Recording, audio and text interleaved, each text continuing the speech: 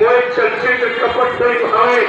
जब तक ये मौका वाचा कर्मा ये गंदगी नहीं करेगी तब तक उधर कुछ मिलने वाला ही नहीं। उधर तुम्हारा मन लगेगा नहीं इसलिए कि उधर तुम कभी गए तो अनजान रास्ता आता। लेकिन धीरे धीरे जब रोज चलते रहो एक एक कदम पर और जब भूल जाते तो पूछ लेते लोग बताने वाले संत बापू वो सब तुमको हर मोड़ पर इशारा करेंगे। हर रोज कुंडल जब समाप्त होगा दूसरा लगेगा वो सब बताते रहेंगे। यहाँ से लेकर वहाँ तक इस लोग की सीमा, उधर से उधर तक उस लोग की सीमा, सारे लोगों की सीमाओं का पूरा ज्ञान करा दिया। सभी नाम पाठ सेवक ये पहले बता दिया गया ये नाम ये है, स्थान ये है और रूप ये है, आवाज ये सभी बताई गया पांचों नाम। लेकिन तो नहीं बताया कोई नाम और कहते जैसे उनसे नहीं मिलूंगा और किसी नाम से नहीं मिलने वाला। यदि आपने सुना जब तब मैं तुमको मिलूंगा इसका मतलब मिलने के लिए हमारा आधार ये मिलेगी। इसके अलावा पांच नाम तो सबने पांच लोगों की सीढ़ी सब लोग जैसी तारीफ बता दी बाकी उसमें फंसना नहीं आपको। पहला नाम तो काल धोखा नहीं तुम इसको प्रणाम करो। नाम रूप आवाज स्थान याद करके जब अवसर की दृष्टि से इसको प्रणाम करोगे तो ये काल खुश हो जाएगा और खुश हो जाएगा तो सब दरवाजा खोल देगा। चले जाओ उसको खुश करने के लिए कहा भाई इसका भी नाम लो इसके रूप को याद करो और अक्षर दृष्टि से इसको भी पढ़ो। जबकि काल हमारा दुश्मन है लेकिन दुश्मन पर विजय प्राप्त करने के लिए महापुरुषों ने करे भाई उसको प्रणाम करो। प्रणाम करने में ढीला जब ढीला हो जाएगा तो तुम उसको अपने कब्जे में ला उस पर तुम्हारा अधिकार। ये सब गाँव के जनसंत काल को ब्रह्म को महाकाल को कैसे मतलब यानी वस्त्र किया जाए इन पर कैसे विजय प्राप्त की जाए या जो लोक बंधन को कैसे तय किया जाए अपने सच्चे घर सत्रोत्तर करना विधान कैसे पहुंचा जाए ये सब तैयारी उसी की होनी चाहिए और वही आपको बताया जाता है। जब भी भजन पर बैठो 10-15-20 मिनट अपने मन की निगरानी अगर मन से नहीं तो क्या नहीं भाई अभी इसका अभी ये काम नहीं करेगा। जब ये काम को तब बैठो तब देखा तुम जबरदस्ती बंधन में बन गए। तुम बंधनों से मुक्त होने आए हो कि बंधनों में बन के काम करो। बात बोलते ही क्यों भक्ति स्वतंत्र सदा सुखानी और फिर सत्संग स्वाभाविक प्राणी भक्ति स्वतंत्र कोई बंधन नहीं न जात का न पात का न सोने न पड़े का न गरीब नागरिक का न हिंदू मुसलमान का न स्त्री पुरुष का कोई बंधन नहीं। वो बंधनों से अलग है। इसलिए आपको ये सब समझना किसी काम को करने के पहले काम को समझो समझ लोगे जल्दी हो जाएगा आसान हो जाएगा और समझा कुछ नहीं टूट गए तो जीवन भर करते रहोगे कुछ नहीं। पहले तरीका सीखो आप ये तरीका जब भी साधना पर बैठो तो मन की निगरानी क्योंकि खड़े से ही करेगा यही बाधा करे डालेगा यही तुम्हारे कर्मों की पुरानी चीजें दिखाएगा। ये ऐसा सिनेमा दिखाता है उसी में ये बात तुम्हारी जो तुमने आंखों से देखा क्या बुरा और कानों से क्या बुरा सुना और मुक्ति से क्या बुरा निर्णय लिया ये सारी फिगर ये सब फिल्में दिखाता है। कब जब साधना पर क्योंकि एक बात ऐसे तुम दया घर जाने की तैयारी कर तो उसको डालने को दिया है, किसी जीव को लगने मत देना, सत्संग सुनने मत देना, गुरु की शरण में ठहरने मत देना, नाम की कमाई करने मत देना, परमात्मा की सेवा में लगने मत देना।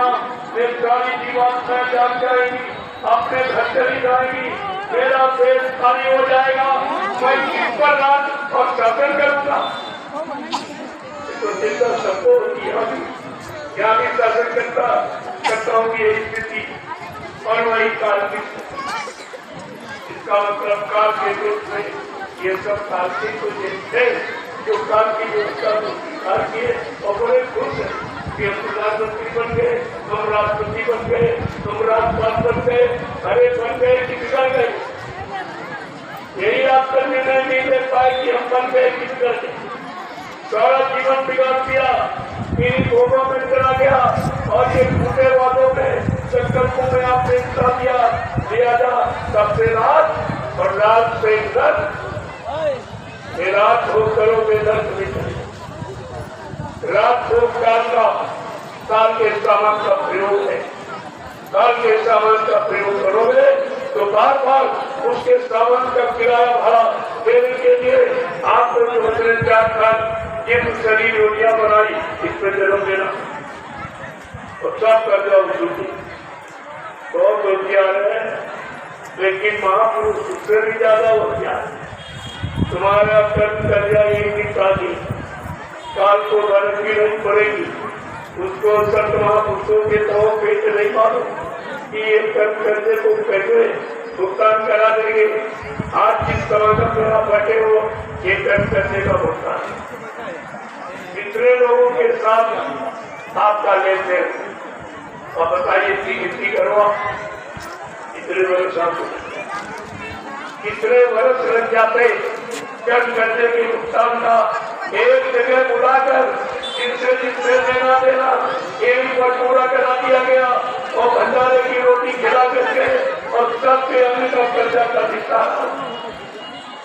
इतना बड़ा काम हो गया, इतने जन्मों का एक जन्म का नहीं, फिलहाल तो मुक्ति नहीं होती।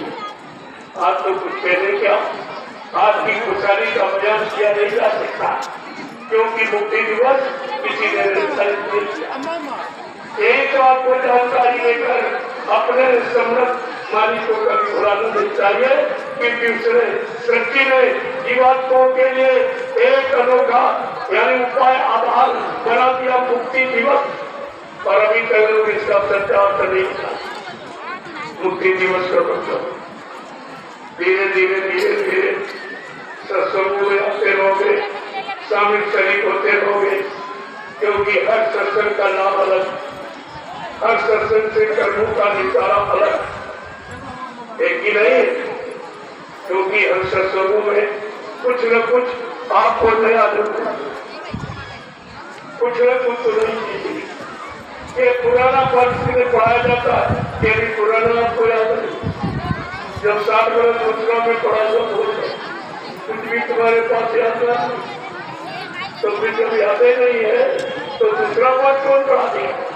पूछेगा पीछे वाला याद है, कहते नहीं, कहते थे वही पढ़ो तो याद करके आप तो ये बताओ। जब पिछड़ा याद कर लोगे तो आगे का बताया, पिछड़ा ले लोगे तो आगे का दिया जाएगा। अभी तो पिछले का भुगताना नहीं हुआ तो फिर आगे तुमको कैसे बढ़ जाओगे, कैसे तुम साधना करके आगे निकल जाओगे? जब तक यहाँ का भुगतान नहीं होगा तब तक कितना जोर लगा लो कुछ नहीं देते, क्योंकि काल बड़ा हो गया। उसने अपने कर्म करके लेने का तरीका बड़ा विचित्र तरीके से बनाया और कैसे वसूल कर रही।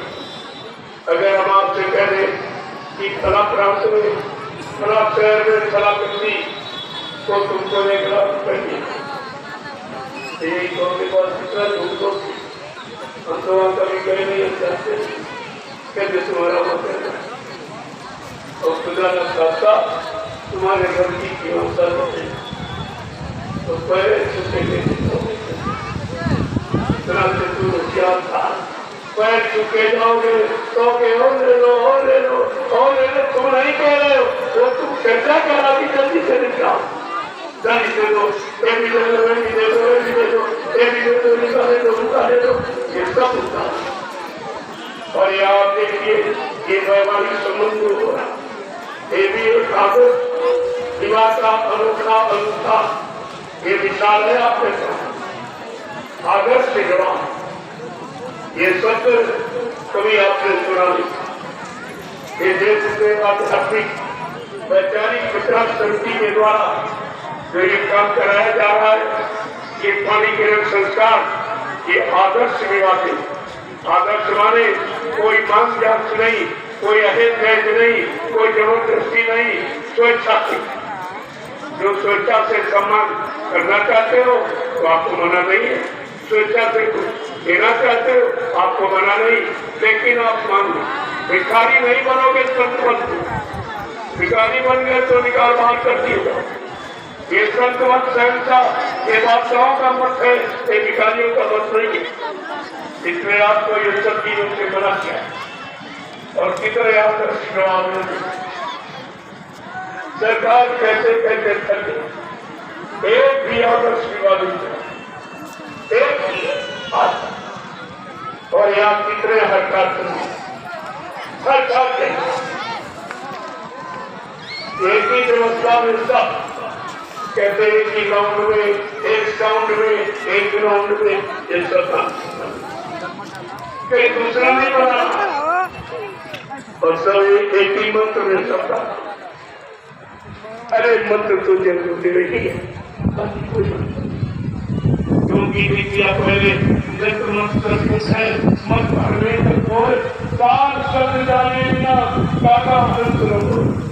ये सात शब्द यही अध्यात्म, यही संतों की वाणी, यही संतों के वचन है जिनको लोग कहते और समझते नहीं। सात शब्द के सात शब्द जाने बिना काका हंस रहो। कौवा कभी हंस नहीं हो। उसी तरह जो ये लोग कहते सुनाते एक दिन तुम्हारा कोई भला नहीं हो, भला तो गुजरो नाम से। इसलिए इन मंत्रों में सब में गुजरो आगे पीछे लगाया है। ये मंत्रों का भी कुछ काम सही होने लगे, ये नाम खुद ही संबंध करेगा, उनसे भी काम लेगा। ये तो नाम का काम है। आप देखेंगे आदर्श कल भी वे आती और कल भी अभी ये विवाह यानी आदर्श विवाह ये होते ही, और इससे अच्छा तुम्हें कोई दरबार नहीं है। इतनी बारात कोई ला सकता है, इतनी बाराती है कोई ला सकता है, और इतना कोई भोजन नहीं करा।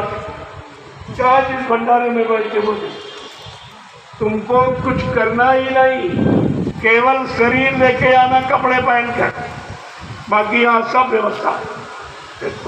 अगर ऐसी व्यवस्था का लाभ नहीं आप उठा पाए, इसका मतलब आप भौतिकवाद भी नहीं जानते, वो भी जानकारी में आपके नहीं कि भौतिकवाद किसे कहते। ये भौतिकवाद का लाभ पाने का सबसे बड़ा, क्योंकि आज ये विवाह समस्या हो गई। कितने लोग सुसाइड कर ली, जहर खा लिया, फांसी लगा दी। बेटी सियानी हो गई, रुपया पैसा है, दहेज प्रथा ने एकदम चकनाचूर कर दी। अब ये कैसे काम हो, तो बेटी की लाज कैसे बचे, इसलिए संत मत ने आदर्श विवाह का अनुष्ठान किया। ये आदर्श विवाह होगा, जो पहले होते थे, जो स्वेच्छा से दे देते थे, ले ले, बाकी कोई मांगना चाहते। लेकिन जब ऋषि महात्माओं ने भी कहा था आगे कलयुग आएगा, और कलयुग जब घना घोर हो तब समझ लेना दूध और पूत और पानी ये सब बिकने लगे। इनकी देश में बिक्री शुरू हो जाएगी और तीनों बिक रहे। भारत जैसे धार्मिक देश में कितनी नदियाँ, कितने जलाशय, कितनी पानी व्यवस्था, फिर भी पानी बिक रहा। 50-50 रुपए लीटर पानी, ये कलयुग नहीं तो क्या है, एक जल देवता की बिक्री। इस पर विचार करना चाहिए। जिस देश में पानी बिकने लगा और बेटा बेचने लगे, यानी मतलब पानी, दूध और पूत ये सब बिक्री है। ये दहेज प्रथा बिक्री ही था। ये अपने बेटे का बन चुका था। एक समय एक ने शादी की, उसके पास कुछ था नहीं, तो उसने हाथ पर जोड़ ले, भाई मेरे पास कल कुछ नहीं, क्या जमीन बेचो क्या मकान बेचो, हमको इतना दहेज। उसने कहा ठीक है भाई, बेटी का विवाह तो करना ही। तो उसने घर मकान सब बेच करके उनको पैसा दिया। जब शादी हो गई कि ये बारात विदा होगी, तब बोले नहीं, हमने तुम्हारे बेटे को खरीदा, जमीन बेचकर मकान बेचकर मैंने खरीदा, वो हमारे घर में रहेगा, जब तक हमारा ये पैसा सब पूरा नहीं कर देगा तब तक हम इसको घर से जाने नहीं। अरे एकदम लोगों की बुद्धि चकरा दी। बात तो सही है भाई, जब मोल हमने चुकाया है, उस वस्तु हमारी हो गई, उसका प्रयोग हम अपने अनुसार करेंगे। ये दहेज का मतलब ये है, तुमने बेटे को बेच दिया इतने लाख में, अब वो कहेगा जब तक ये इतने लाख रुपए पैदा करके नहीं देगा, क्योंकि तुम्हारे बेटों को पाने के लिए ही हमने 1 करोड़ रुपया खर्च किया, तो ये जब कमा के हमारा पैसा बढ़ेगा तो दे दो। लेकिन इसके पहले एकदम लोगों की बुद्धि टकरा तो सही, तो सही बात को पहुंचे, लेकिन समझना दूसरे को जो करना है। यहाँ भी संगत में भी बेटी का विवाह करना तो सरसरमी ढूंढ रहे, और बेटे का विवाह करना तो खबर करने की, चुपचाप उधर टहल लेकर उधर जाए।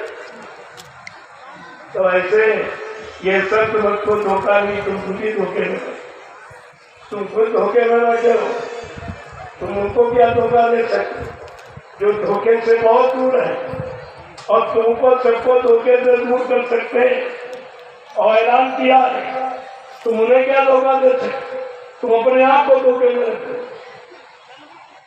जय गुरुदेव। चलो थोड़ा सा चौकी प्रसाद है, मैंने भी कुछ नहीं, अभी एक गिलास पानी दिया।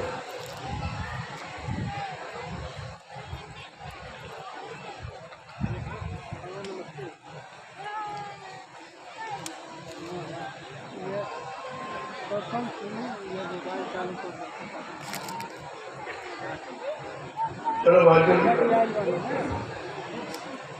दूसरे भी समय खराब कर रहा, उनको कोई सत्संग से मतलब नहीं, इसीलिए तुम लोगों ने फायदा उठाया, उन दोनों ने इसीलिए फायदा उठाया।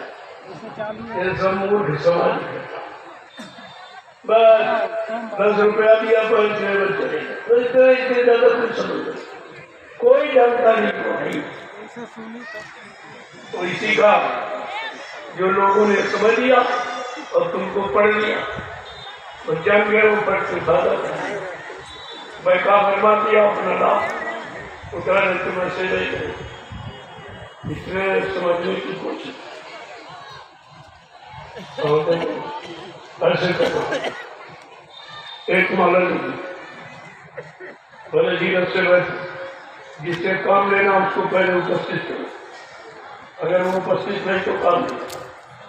ऐसे बैठ के धीरज से देखो मन का बदला, क्योंकि तुमने माला पकड़ी है, तुम माला पकड़ी जब मनाएगा तो माला सही, कहीं कहीं सो जाओगे, कहीं गीती भूल जाओगे, कहीं ये नाम हो तो चल कहीं नहीं पता चला पूरा हुआ कि नहीं, पता चला 3 घंटे बैठे रहे तो 2 घंटे सोते ही रहे, और तुम गिनती करते हो 3 घंटे बैठे, तो बैठने का लाभ नहीं है, काम करने का लाभ।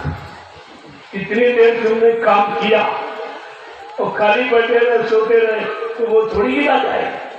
सोने की मजदूरी कौन देते? अरे काम करने की मजदूरी सभी को मिलती है, सोने की बैठने की मजदूरी कोई नहीं देता। इसलिए बहुत सोच समझ के ऐसे गाना जय गुरुदेव जय गुरुदेव पूरी 108 गाना, इसको पूरा 1 कीर्तन हो गया, तुम एक माला, ऐसे दूसरा पूरा कर दो, ऐसे आपको 10 माला, सुबह 10 माला शाम। इस समय का नामदान नहीं है, इस समय जीवों के लिए यही उपयोगी है। जब नाम जान जाओगे, नाम में लग जाओगे, तो ये नाम वो नाम है जो तुम्हारे सुख को धाम में पहुंचा दे। और तुम्हें करना ही है, तुम्हें जाना है, कोई युक्ति हो, कोई साधन हो, हमें पहुंचने से, घर जाने से मतलब तो धीरे धीरे। और ये तो इतना सरल, इसके लिए आपको कुछ बनाना ही नहीं पड़ा। काम करते रहो, नाम करते। अरे भाई काम तो जवान से नहीं करते, जवान तो खाली रहती और सबसे ज्यादा रस चाटती, सब स्वाद वही लेती और करती कुछ नहीं। लेकिन संतों ने ऐसा तरीका निकाला, अरे इससे भी काम दे लो। ये वर्णात्मक नाम इसीलिए दिया कि तुम जवान से ये मुझो नाम का उच्चारण करते और आत्मा से 5 नामों की बोली रूप काम को देखते। तुम्हारे दोनों का मन को रोकने के लिए पहले वर्णात्मक नाम ही तुम्हारा काम। ध्वन्यात्मक नाम तो जब जीवात्मा जान जाएगी, ध्वनियों को, आवाजों को सुनने लगी,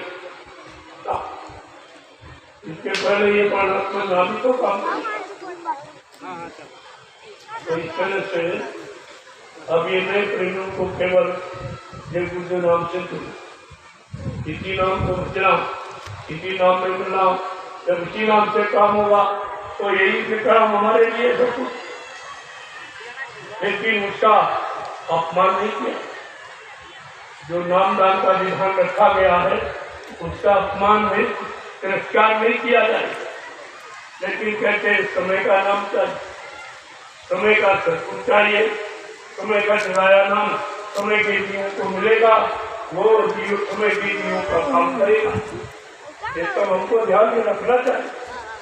इसलिए किसी नाम का अपमान नहीं करना, आलोचना नहीं करनी, क्योंकि वो नाम उस युग का इतिहास, नाम से इतिहास बनता युग का। सतयुग का इतिहास हरि नाम से, त्रेता का इतिहास राम नाम से, द्वापर का इतिहास कृष्ण नाम से और कलयुग का इतिहास बिल्कुल सीधा रास्ता। हर युग का विधान है कि हर युग में नया पुरुष नए नाम को लाया, जगाया और उसी नाम से जीवों को जगाकर उसने खड़ा कर दिया। और ये प्रभु का नाम ऐसा आया, जितने नामों से जीव खड़े किए गए उन सब नामों को यानी सब जीवों को ये ले जाने वाला नाम, क्योंकि ये नाम जहाज लेके आया, उन जीवों को भी बैठा लेगा जो 5 साल निर्मल पवित्र उन ईगों के नाम को लेकर बने, उनको भी बैठा लाएगा, उनको भी ले जाएगा, वो भी पहुंच जाएगा। अब ये है वो बड़े बड़े लोग बीच में उतर जाएंगे।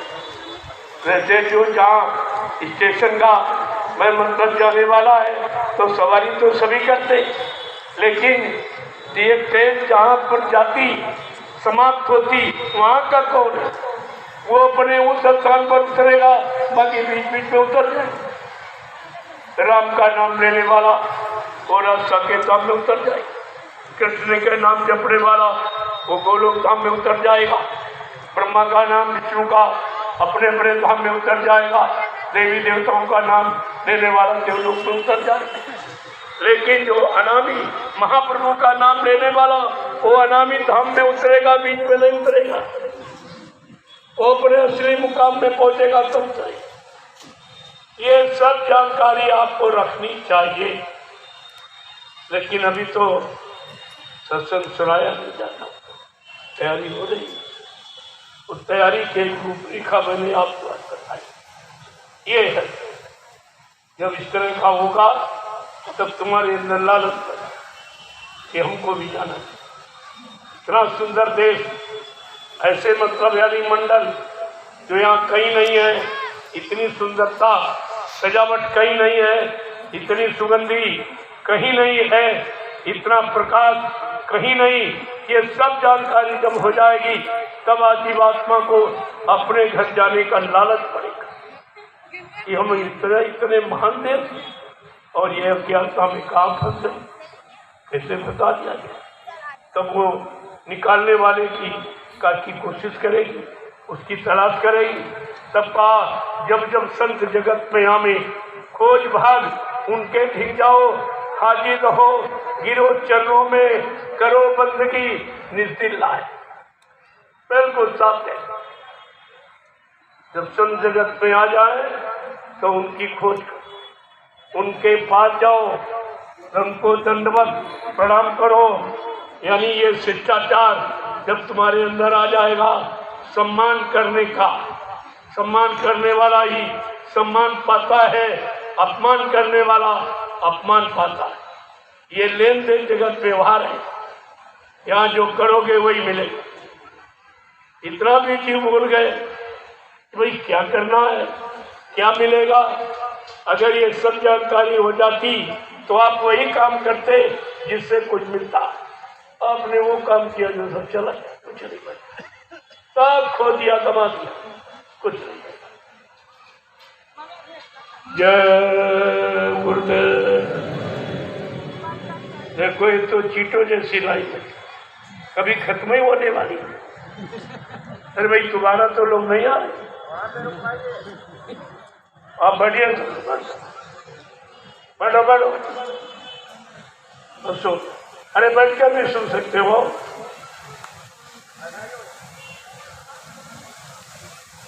ये सब सुस्ता के आ रहे, इन्होंने तपस्या नहीं की। अगर इतनी देर लाइन में खड़े रहते तो आपकी तपस्या मान ली जाती। वो लाभ आपको इसका लाभ मिल जाता, अलग था, वो अलग लाभ मिलता। समय तो दिया गया और सबको समान रूप से दिया गया, लेकिन किसने उसका पालन किया ये तुम्हारे सामने है। अगर तपस्या करके आते यहाँ तक तो उसका लाभ अलग था। आप में देखा जाता नहीं, आपके अंदर जिज्ञासा है, आपको अंदर तलाश है, ये सब जानकारी लिखी जाती और इसीलिए आदेश आपको ये दिया नहीं गया, कराया। मैंने तो आपको सुबह बताया भी नहीं था, लेकिन मैंने सोचा कैसे दिया कि जाओ जाओ बोले टेंटों में। तुमने कहा अरे भाई टेंट में करेगा कि तुम सोने लगे, वहाँ सोएंगे, सो के समय खराब करेंगे या इधर उधर की बातें करेंगे। अभी 6-7 घंटा बीच में समय, इतने घंटे तो नहीं बैठ सकता है और ना कुछ कर सकता है। लिया जा इसको पास गाड़ तो चढ़ो चलो, खड़ा कर दो लाइन, खड़े हो जाओ लाइन में, तपस्या करो। और धीरे धीरे धीरे धीरे वो 3 बजे का समय जब वो पूरा हो गया पता नहीं। वैसे आप निकाल नहीं पाते, भूख आपको परेशान कर दी, लेकिन लाइन में खड़े हुए इच्छा ये कि कितनी जल्दी पहुंचे। तो मन वहां लग गया, जहाँ आशा ताबाशा, मन का यही तमाशा, मन का ये तमाशा ही है। जहाँ तुमने आशा अंतमति सोगति, जहाँ पर अंतिम इच्छा तुम्हारी रह जाएगी वहीं पर जन्म हो जाएगा। वही एक महात्मा जी थे तो बगीचे में रहते थे और वो बेर खाते, उसी नीचे उनकी कुटी, तो कुछ तबीयत कुछ शरीर मतलब ढीली हुई तो कहा कि हमको जमीन में लिखा, और जमीन में उन्हें मालूम था कि मेरा समय आ गया। जमीन पर लेट गए, ऐसे लेटे ऐसे ऊपर देख रहे थे तो बेरी के पेड़ में बेर लगा, उनका मन उसी में अटक। अरे चलो अंतिम समय भी मेरे में जा तो खा ली, उसमें मन अटक गया और जब प्राण निकले तो जीवा तो उसी। अब लोग बड़ा आश्चर्य करने लगे, वही है ऐसे कैसे चले गए। उन्होंने कहा मैं जाऊंगा तो बताऊंगा तुमको, ऐसे कैसे चले गए। चेलों को पक्का विश्वास था कि हमारे गुरु ऐसे नहीं जाएंगे, तो उन्होंने उनके पार्थिव शरीर को अलग उठा के रखा। वहीं पर एक चेला लेट गया और लेट के देखा, अरे बेर लगा, का हो न सकता गुरु जी के प्राण इसी में नहीं। तो जैसे वो पेड़ तोड़ा और देखा तो एक कीड़ा कीड़ा, तो उसने सोचा कि गुरु हमारे कीड़े में चले गए, तो हमको पाप को नहीं देखना है, इस कीड़े को मार देना। तो कीड़े को मार दिया। जब मार दिया तब उनका जन्म फिर मतलब यानी नरसंगी मानव तन मिल गया। अब मानव तन मिल गया तो फिर साधना जो अधूरी रह गई थी उसको पूरा करने के लिए ये देखो मानव तन, और फिर पूरा कर लिया, निकल गए। ऐसे उनका इसीलिए कहा कोट कोट मुनियतन कराई अंत नाम मुखावत नहीं, कि ऋषि मुनियों ने बड़ा प्रयास किया कि राजा बड़ा धार्मिक बड़ा दानी है, बड़ा पुण्यात्मा हो न, इसको नाम रटाओ तो ये नाम जिस नाम में अटक जाएगा उसी धाम में पहुंच जाएगी जीवात्मा। लेकिन जब कभी उसने अभ्यास किया ही नहीं था, वो तो राजा था, राजभोग करता रहा, उसने कोई न सेवा की न सेवा को महत्व दिया, न कोई से भजन किया, कुछ केवल भोग भोगता रहा। अब वो भोगने का परिणाम नर्क और नर्क में चले। क्या मतलब निकला देने का? तो दो भी तो आंखें खोल के कि हम ये कहाँ दे रहे हैं और हमारा ये गाड़ी कमाई कहाँ लग रही है, इतना तो आपको देखना चाहिए। जब तुम्हें मथुरा में बुलाया गया तो तुम्हें पूछना चाहिए कि 7 साल की कमाई बाबा जी की कहाँ चली गई। तुम्ही 2 लोग यहाँ रहने वाले हो, तुम्हें आपस में बंदर बांट किया है, पहले वो कमाई लाके लाओ दिखाओ, तब मैं तुमको सेवा दूंगा। सेवा का निषेध विरोध नहीं है, लेकिन हमारी सेवा कहाँ गई पहले वो दिखाओ, कहाँ लगाई वो बताओ, तब मैं आगे सेवा देना शुरू तो नहीं। ये बुद्धिमत्ता है। यहाँ पर सेवा का कोई विरोध नहीं है। तो बात तो आपको ये सिखाया जा रहा कि हमें कहाँ देनी है और कहाँ हमारी लग रही इसे देखना है।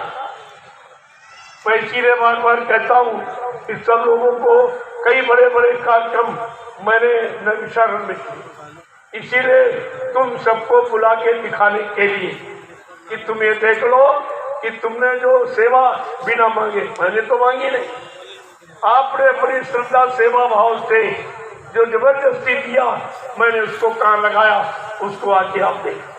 तो तुमको सेवा का यानी मतलब ज्ञान हो जाएगा कि सेवा कहाँ देनी चाहिए, ये जानकारी आपको हो जाए। लेकिन लोग गए लोगों ने देखा, तब तो ये जागरण हुआ इतना। ये ऐसे थोड़ी, इन्होंने देखा है, कुछ समझा है, कुछ इनको लाभ, कुछ दया मिली है, कुछ आंतरिक अनुभव मिला, तब ये यहाँ आए।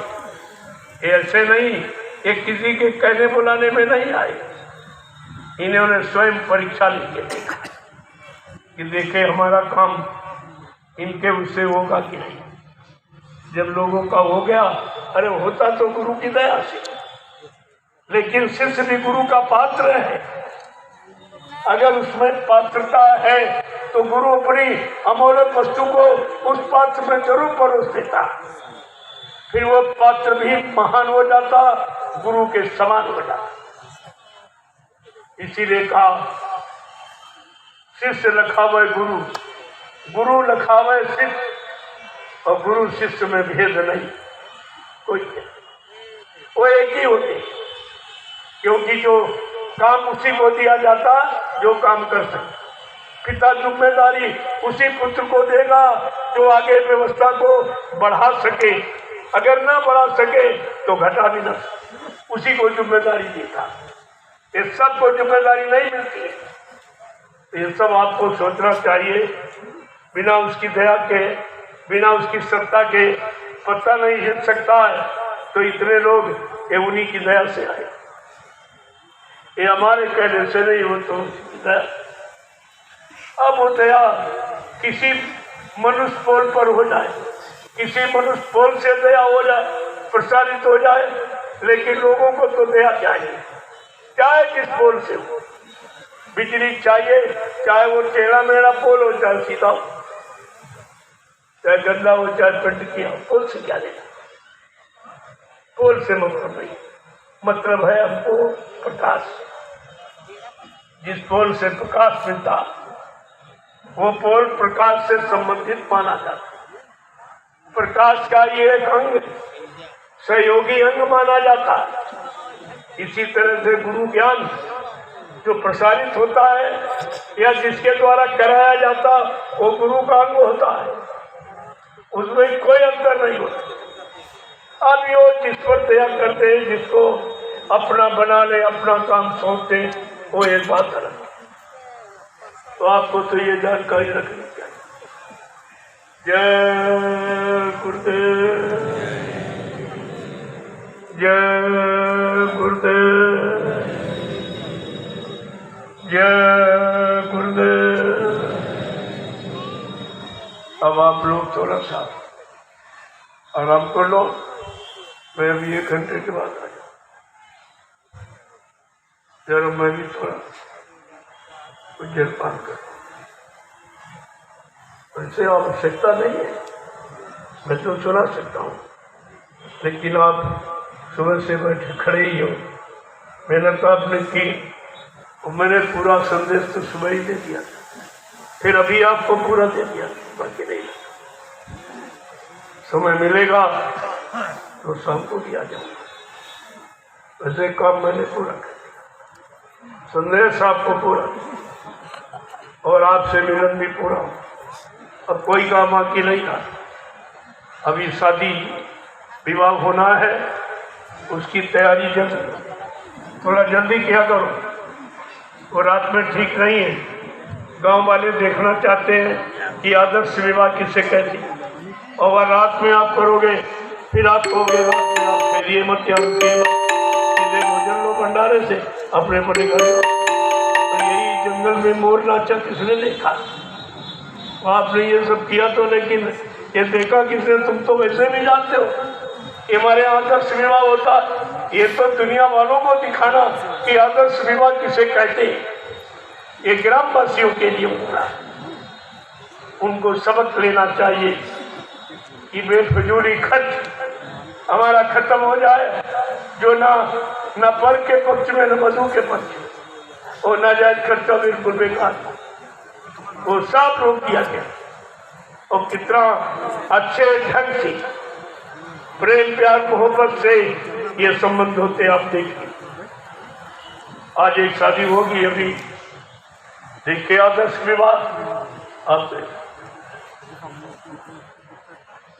जो मेरे विमान का चालक है रथ का, ये रथ विमान है, इस विमान का जो चालक है आज उसका परिग्रहण संस्कार आदर्श विवाह सीखा, इसलिए उस विवाह को सब लोग देखें। तो मैं चाहता हूं कि अब यहीं से विराम दे दूंगा। सत्संग तो हो गया, तो आप उसकी तैयारी करो। शादी विवाह मंडप तो तैयार है, आपको तैयारी करने में देर लगेगी। जल्दी से वर वधू को तैयार करो और वहां पहुंचाओ, ताकि ग्रामवासी देख सके। तुम रात में करते उसका कोई मतलब नहीं, तुम तो जानते ही हो। तुम्हें क्या देखना और क्या तुम्हें दिखाना है? तुम्हें तो दुनिया वालों को दिखाना कि आदर्श विवाह किसे कहते हैं, आदर्श समाज क्या है, ये सब तुम्हारे सामने प्रस्तुत किया जा रहा है। तो अपने तक सीमित मत रहो। तुम्हें खुद जगना है, दुनिया को जगाना, ये तुम्हारा काम है। अगर इस काम को पूरा नहीं कर पाए तो फिर तुम्हारा जीवन तो व्यर्थ में चला जाए।